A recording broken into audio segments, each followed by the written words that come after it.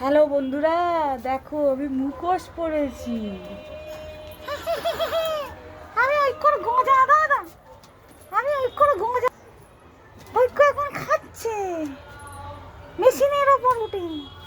আর এই যে খাওয়ার সরঞ্জাম দেখতে পাচ্ছ? হ্যাঁ, ওই এখন খাবে। তো এখন গোঁজা দাদা করবো, গোঁজা দাদা। খাও খাও খাও, গজা দাদা মেলে আসবে কিন্তু, গজা দাদা না না।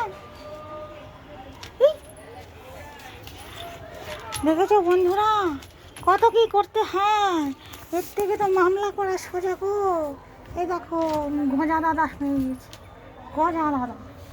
ওই ভয় নেই, ওর কোনো ভয় নেই।